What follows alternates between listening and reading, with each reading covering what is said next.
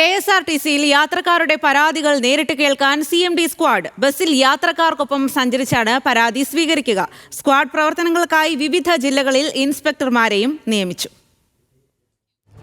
ചന്തു ചന്ദ്രശേഖറാണ് ഈ വാർത്തയുടെ കൂടുതൽ വിശദാംശങ്ങളുമായി നമുക്കൊപ്പം ചേരുന്നത്. ചന്തുവിലേക്കാണ്. ചന്തു, നേരിട്ട് എത്തി ഇറങ്ങി യാത്രക്കാരുടെ പരാതികൾ പരിഹരിക്കുക എന്നുള്ളതാണ് ലക്ഷ്യം. കുറച്ചുകൂടി ജനകീയമാക്കുക എന്നുള്ളതാണോ ഇതിലൂടെ ഉദ്ദേശിക്കുന്നത്?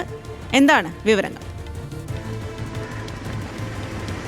തീർച്ചയായിട്ടും സ്വാതി, അങ്ങനെ തന്നെയാണ്. യാത്രക്കാരുടെ പരാതികൾ നേരിട്ടറിയുക എന്നൊരു ലക്ഷ്യത്തോടു കൂടിയാണ് ഇപ്പോൾ KSRTCയിൽ പ്രത്യേക സ്ക്വാഡ് രൂപീകരിക്കാൻ വേണ്ടി തീരുമാനമായിരിക്കുന്നത്. അതിന്റെ ആദ്യഘട്ട പ്രവർത്തനങ്ങൾ അല്ലെങ്കിൽ സ്ക്വാഡിന്റെ പ്രവർത്തനങ്ങൾ ഇപ്പോൾ തന്നെ ആരംഭിച്ചിട്ടുണ്ട്.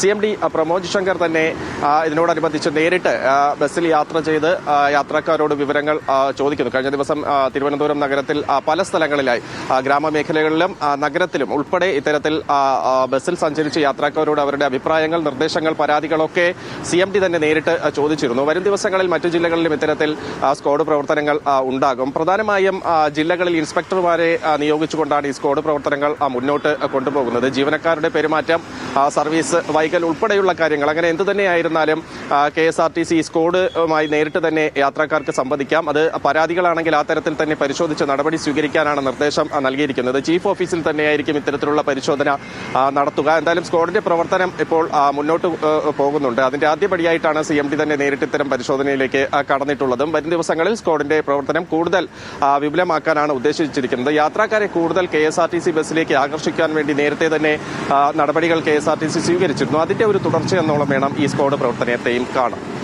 ശരി ചന്തു, എന്തായാലും KSRTC നേരിട്ട് ഇറങ്ങി പരാതികൾ പരിഹരിക്കുക, അതിന് പ്രത്യേകമായിട്ട് സ്ക്വാഡിനെ നിയമിക്കുക എന്നുള്ളതാണ്. ആ വിവരങ്ങളാണ് ചന്തു ചന്ദ്രശേഖർ നൽകിയത്.